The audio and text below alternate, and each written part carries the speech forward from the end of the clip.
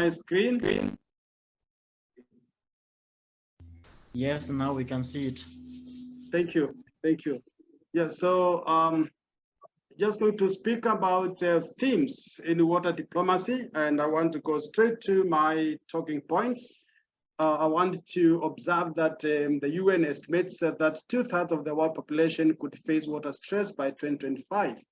And this is an indication of the challenges of water access, strain on shared water resources enough to create tension between nations. We have a number of cases of water conflicts. The Nile River is an example, as well as in the Middle East. Admittedly, there is no record of war or armed conflict directly resulting from the tensions of our shared water resources.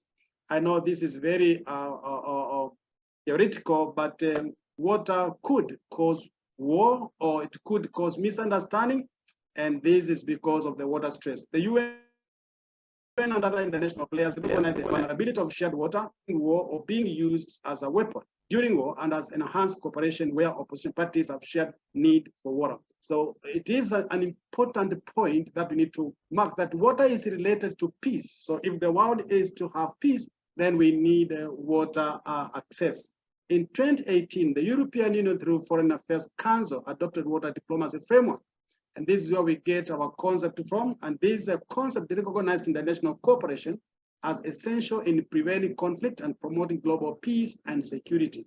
And therefore, today in this seminar, we want to further this understanding of the importance of cooperation or international cooperation in promoting global peace and security, actually using water as a tool. Drawing from the Global High-Level Panel on Water and Peace, launched November 2015, the EU, like the UN, considers global water challenges as not only about development and human rights, but also about peace and security. And of course, important to bring out the link between water and international rights, but also about peace and security, peace, which is the main reason for the existence of the United Nations. So we're saying that water is a human right, water is necessary for development, but of course, without water, we do not have peace and security. And as we all know, there is no development without peace, and there's no peace without development. And therefore, water is the link between these concepts.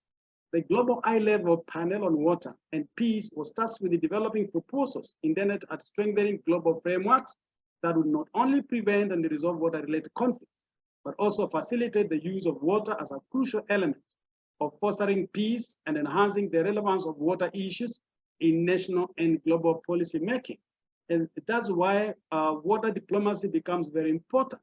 And the media has a major responsibility to communicate, to bring out the contested issues and also policy development that enhance international cooperation on water management. So the panel is independent and will draw proposals that address policy issues within the global, regional, national, and local context without necessarily making recommendations specific to a country.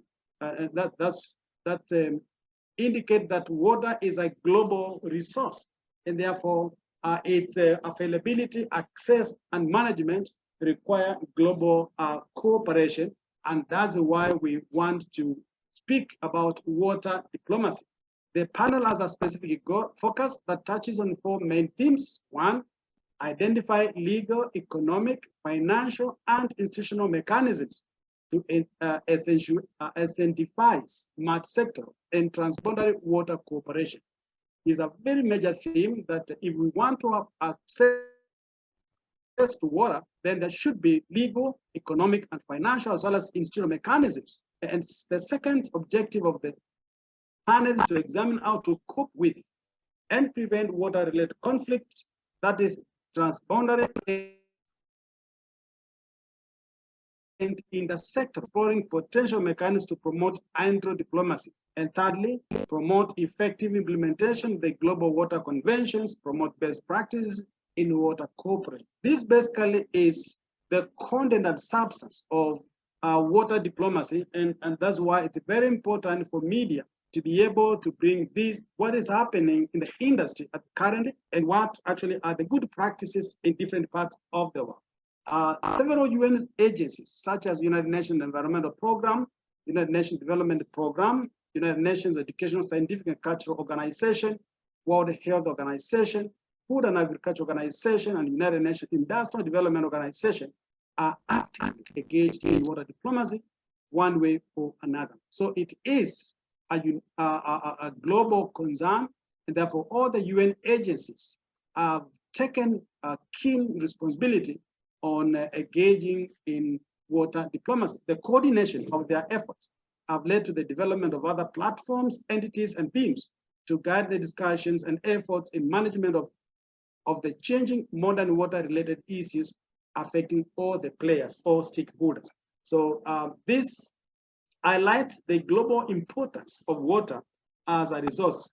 The UN Secretary General's plan outlines 3 objectives for the water action decade that include: 1, sustainable development and integrated management of water resources for achievement of social, economic, and environmental objectives; 2, the implementation and promotion of related programs and projects; and 3, the furtherance of cooperation and partnership at all levels to achieve internationally agreed water-related goals and targets, including those in the 2030 Agenda for Sustainable Development.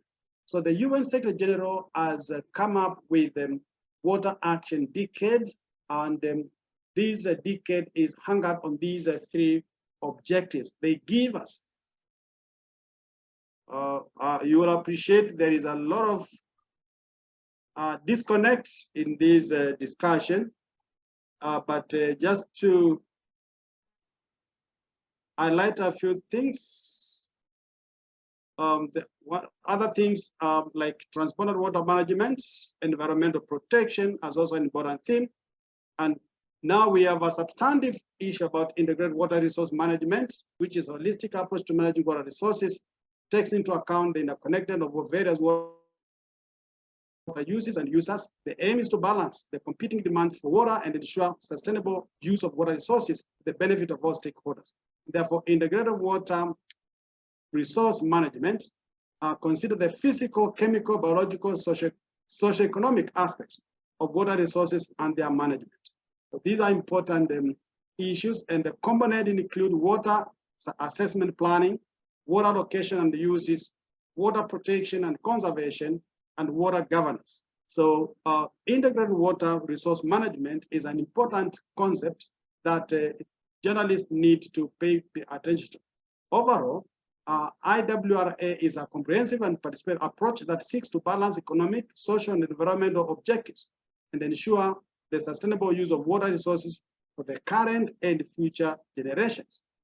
With regard to climate change adaptation, we know that climate change action taken to reduce negative impact of climate on water resources, and the community that depend on them. So climate change is projected to have significant impact on water resources in precipitation patterns, sea level rise, and increased frequency and intensity of extreme weather events. These changes can lead to water scarcity, flooding, and other impacts on water quality and availability. And therefore, what are the strategies under climate change adaptation? One is water storage and management, water conservation, integrated water resource management as important strategies for climate adaptation. Then we have climate resilient infrastructure and community-based adaptation. So the national community is well prepared to manage this. The third theme that I highlighted was water scarcity, and this refers to lack of sufficient water resource to meet the needs of human population and ecosystems. Can be caused by a variety of factors, including population growth, industrial and agricultural expansion, climate change, and inefficient water use. Water access refers to availability and accessibility of water for different uses and users. It includes availability of clean and safe water for drinking and sanitation, as well as availability of water for where we need media to highlight this. Some of the strategies to manage. Okay, I am concluding. Yes, please. Yeah, I think maybe you give us your closing remarks in terms of conclusion. Is that doable? Yes, yes.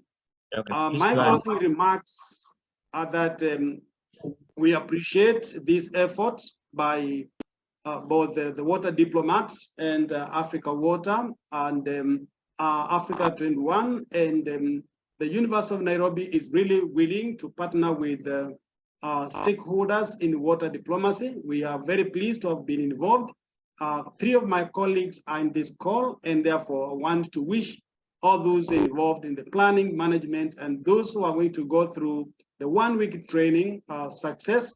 We are open to further collaboration with any stakeholder to further water diplomacy. Thank you so much for